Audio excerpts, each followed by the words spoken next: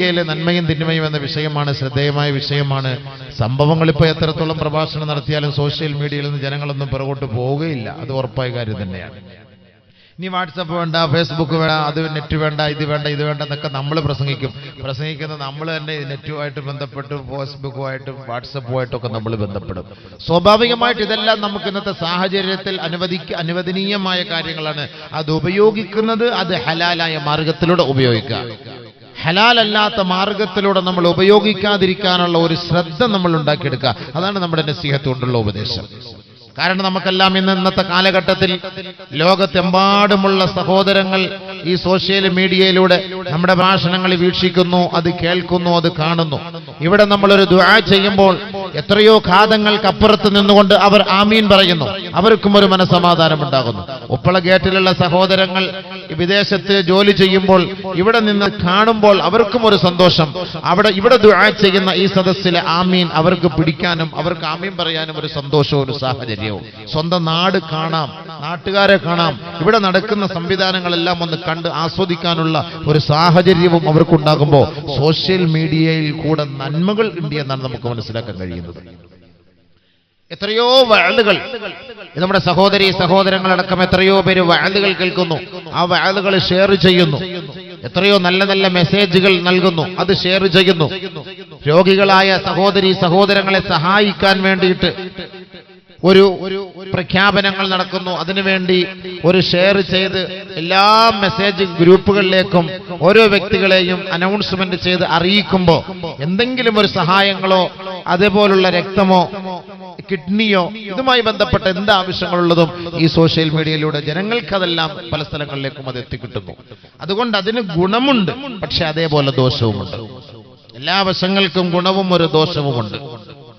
ഗുണത്തെക്കാൾ ഏറെ ദോഷം ചെയ്യുമെന്ന് ചില സന്ദർഭത്തിൽ അല്ലാഹു സുബ്ഹാനഹു വ തആല നമുക്ക് മുന്നറിയിപ്പ് നൽകിയിട്ടുണ്ട്. നമുക്ക് ഗുണമുണ്ട് എന്ന് നൽകുന്നത്, നമുക്ക് ഗുണമുണ്ട് എന്ന് അറിയുന്നത്, അത് ചിലപ്പോൾ അത് ദോഷമായി നമുക്ക് ഭവിച്ചേക്കാം. അതുകൊണ്ട് നിങ്ങൾ ആ സന്ദർഭത്തിൽ ആ ഗുണത്തെക്കാൾ ആ ദോഷത്തെയാണ് നിങ്ങൾ ശ്രദ്ധിക്കേണ്ടത്. അങ്ങനെയുള്ള ചില സന്ദർഭങ്ങളൊക്കെ അല്ലാഹുവും അവന്റെ റസൂലും നമുക്ക് താക്കീത് നൽകിയിട്ടുണ്ട്. അതിൽപ്പെട്ട ഒരു സംഭവമാണ് ഇന്നത്തെ ഈ കാലഘട്ടത്തിലെ ഈ സോഷ്യൽ മീഡിയകൾ. നമ്മുടെ കുട്ടികൾ, ചെറുപ്പക്കാരൊക്കെ ഇത് വഴിപിഴച്ചു പോകാൻ ഇതൊരു കാരണമാകുന്നു. നമ്മുടെ സഹോദരിമാർ പിഴച്ചു പോകാൻ ഇതൊരു കാരണമാകുന്നു.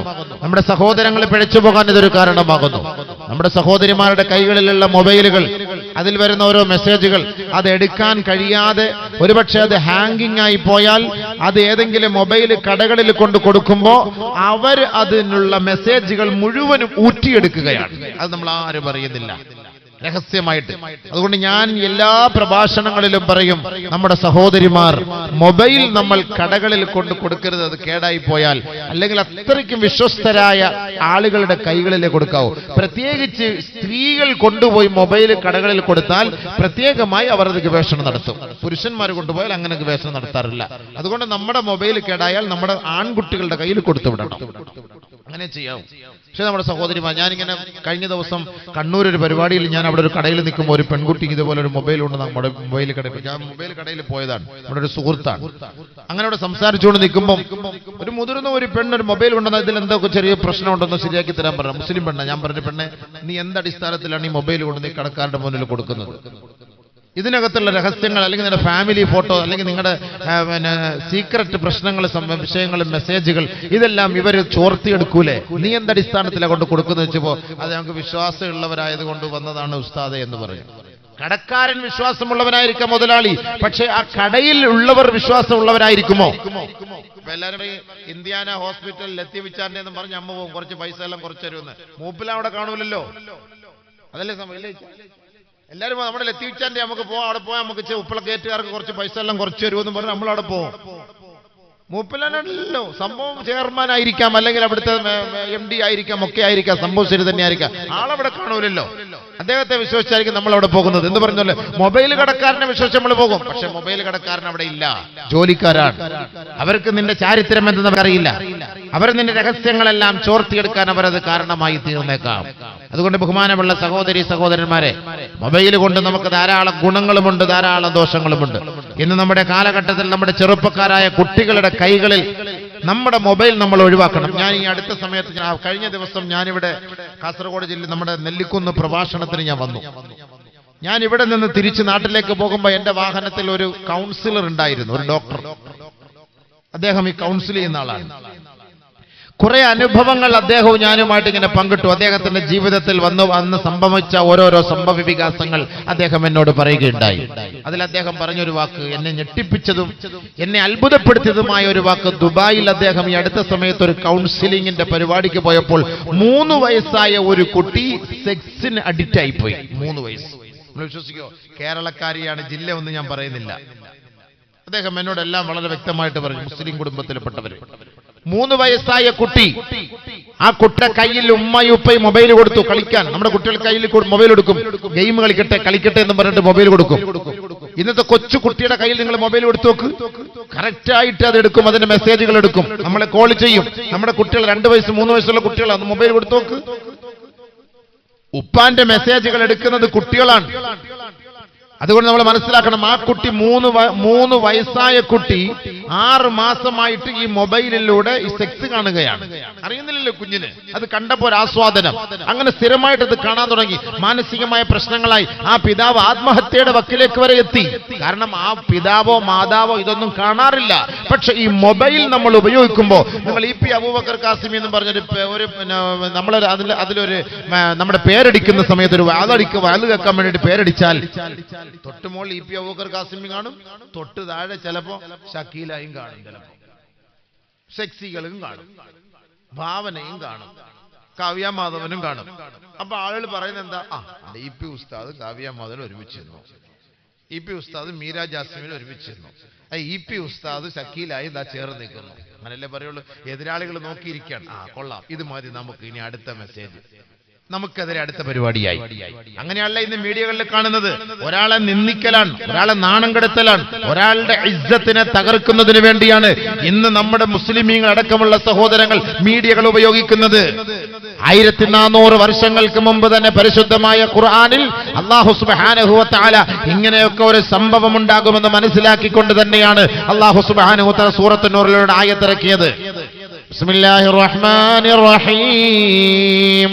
إن الذين يحبون أن تشيع الفاحشة في الذين آمنوا لهم عذاب أليم في الدنيا والآخرة والله يعلم وأنتم لا تعلمون. ആരാണോ സത്യവിശ്വാസികൾക്കിടയിൽ അനാവശ്യങ്ങളും അശ്ലീലങ്ങളും അധർമ്മങ്ങളും ഉപയോഗിച്ചുകൊണ്ട് അവരെ അനാവശ്യതകളിലേക്ക്, അവരെ കൃത്രിമമായി അവരെ വരച്ചുകൊണ്ട് അവർക്കെതിരെ ദുരാരോപണങ്ങൾ നടത്തുന്നത്, യുഹിബ്ബൂന അൻ തശീഅൽ ഫാഹിഷ, ഫവാഹിഷുകൾ, അശ്ലീലങ്ങൾ പ്രചരിപ്പിക്കലാണത്, അത് പറയലല്ല. അല്ലാഹു തആല ഇവിടെ പറഞ്ഞ വാക്കതാണ്, അൻ തശീഅൽ ഫാഹിഷ. അനാവശ്യങ്ങളും അശ്ലീലങ്ങളും ആരാണോ പ്രചരിപ്പിക്കുന്നത്, ആരാണോ ഷെയർ ചെയ്യുന്നത്, ലഹും അദാബുൻ അലീം ഫിദ്ദുനിയാ വൽ ആഖിറ. പറയൂ പ്രവാചകരെ, അവർക്ക് ദുനിയാവിലും ആഖിറത്തിലും നാണം കെട്ട ശിക്ഷയാണ്, നിന്ദ്യമായ ശിക്ഷയാണ്. ഒരു മനുഷ്യൻ ഒരാളുടെ ന്യൂനതകൾ വെളിപ്പെടുത്തി കഴിഞ്ഞാൽ ആ ദുനിയാവിൽ നിന്ന് അവൻ മരണപ്പെടുന്നതിന് മുമ്പ് ആരാണോ നിന്റെ ന്യൂനത വെളിപ്പെടുത്തിയത്, അല്ലാഹു നിന്റെ രഹസ്യങ്ങളെ വെളിപ്പെടുത്താതെ നിന്റെ റൂഹിനെ പിടിക്കുകയേ ഇല്ല. അല്ലാഹു റസൂൽ പറഞ്ഞ വാക്കാണ്. നമ്മുടെ ന്യൂനത, ഒരാളുടെ ന്യൂനത സോഷ്യൽ മീഡിയയിലൂടെ പ്രചരിപ്പിക്കാനാണ്, അവനെക്കുറിച്ച് അനാവശ്യങ്ങളും അനർത്ഥങ്ങളും പ്രചരിപ്പിക്കാനാണ് നിന്റെ ആഗ്രഹമെങ്കിൽ അല്ലാഹു സുബ്ഹാനഹു വ തആല നീ മരിക്കുന്നതിന് മുമ്പ് നിന്നെയും നാണം കെടുത്തിയിട്ടല്ലാതെ ഈ ഭൂലോകത്ത് നിന്ന് അല്ലാഹു തആല നിന്നെ മരിപ്പിക്കുകയില്ല. നബിയുന റസൂലുള്ളാഹി സ്വല്ലല്ലാഹു അലൈഹി വസല്ലം വാക്കാണ്. നമുക്കൊരാളുടെ ഐബുകൾ വെളിപ്പെടുത്താൻ എന്താണ് അവകാശം?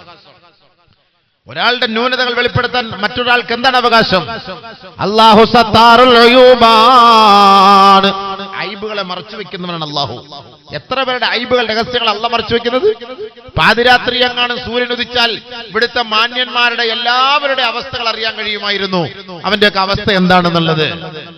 അതുകൊണ്ട് കുല്ലും മഈബുനില്ലല്ലാഹ്, അല്ലാഹ് അല്ലാത്തതെല്ലാം ന്യൂനതയുള്ളതാണ്. എല്ലാത്തിനും ന്യൂനതയുണ്ട്, ന്യൂനതയില്ലാത്തതാരുമില്ല. ഒരാളുടെ ന്യൂനതകളിലേക്ക് നോക്കരുത്, ഒരാളുടെ ഔറത്തിലേക്ക് നോക്കരുത്, ഒരാളുടെ ഐബിലേക്ക് നോക്കരുത്. ഐബില്ലാത്തവരായി ഭൂലോകത്ത് ആരും തന്നെ ഇല്ല. ഐബില്ലാത്തവൻ അല്ലാഹു മാത്രമാണ്. അതുകൊണ്ട് നമ്മളുടെ ന്യൂനത നമ്മൾ മറച്ചു വെക്കണം. നമ്മൾ മറ്റൊരാളുടെ ന്യൂനത മറയ്ക്കാൻ പോകണ്ട. അതുകൊണ്ട് എന്റെ സഹോദരാ, ചെറുപ്പക്കാരാ, നിന്റെ മൊബൈലിലേക്ക് ഒരു മെസ്സേജ് വന്നാൽ, നിന്റെ മൊബൈലിലേക്ക് ഒരു അശ്ലീലത വന്നാൽ, ഒന്നുകിൽ നീ അത് കാണുകയാണെങ്കിൽ തൗബ ചെയ്ത് നീ അത് ഡിലീറ്റ് ചെയ്യണേ. നിന്റെ സുഹൃത്തുക്കൾക്ക് നീ അത് കൈമാറരുതേ. ആദരവായ റസൂലുള്ളാഹി തങ്ങൾ പറഞ്ഞു, ഒരാൾ ഒരു അശ്ലീലമായ ഫോട്ടോ കാണുകയും അത് പ്രചരിപ്പിക്കുകയും ചെയ്തു കഴിഞ്ഞാൽ ആ വ്യക്തി, ആ പ്രചരിപ്പിച്ച വ്യക്തി ആ അശ്ലീലതയ്ക്ക് കൂട്ടുനിന്നവനെ പോലെയത്രേ. ഒരു വ്യഭിചാരത്തിന്റെ ഫോട്ടോ നമ്മുടെ മൊബൈലിലേക്ക് വന്നു, നമ്മളത് മറ്റൊരാൾക്ക് മെസ്സേജ് ചെയ്തു കൊടുത്തു. അല്ലാഹുവിന്റെ റസൂല് പറയുകയാ, നീയും ആ ദുഷിച്ച കൃത്യത്തിന് നേതൃത്വം കൊടുത്തവനെ പോലെയാണ് എന്ന് പറഞ്ഞാൽ നീ വ്യഭിചരിച്ചവനെ പോലെയാണെന്ന് അർത്ഥം. അല്ലാഹു എത്ര വലിയ കടുപ്പമേറിയ വാക്കുകളാണ്. ഈ ആയത്തിന്റെ തഹത്തിൽ ഹദീസുകൾ നബി സല്ലല്ലാഹു അലൈഹി വസല്ലം തങ്ങൾ പഠിപ്പിച്ചിരിക്കുകയാണ്. ഒരാളൊരു മോശമായ മെസ്സേജ്, ഒരു ഫോൺ കോൾ, ഇന്നത്തെ പെണ്ണുങ്ങന്മാർ വിളിക്കുന്ന ഫോൺ കോളൊക്കെ നെറ്റ് അടിച്ചു വെക്കാൻ മതി. എല്ലാം അടിച്ച് നെറ്റ് അടിക്കുമ്പോൾ തന്നെ എല്ലാം അറിയാലോ, ആണിന് പെണ്ണും തമ്മിലുള്ള സംസാരം. ഇതൊക്കെ നമ്മുടെ കാമുകന്മാരൊക്കെ കാമുകിമാരെ വഞ്ചിച്ചിട്ട് രഹസ്യമായിട്ട് അത് റെക്കോർഡ് ചെയ്ത് നെറ്റിലിട്ട് കൊടുക്കുകയാണ്. കാമുകന്മാരുടെ ഇംഗിതത്തിന് വഴങ്ങാതെ വരുമ്പം അവളുടെയും ഇവന്റെയും കൂടെ എടുത്ത് നെറ്റിലിട്ട് കൊടുക്കും. അപ്പൊ ആരെങ്കിലും ഒക്കെ അത് കോപ്പി എടുത്തു കഴിഞ്ഞാൽ രഹസ്യമായിട്ട് സംസാരിക്കുന്ന സംഭാഷണങ്ങൾ മുഴുവനുമാണ്.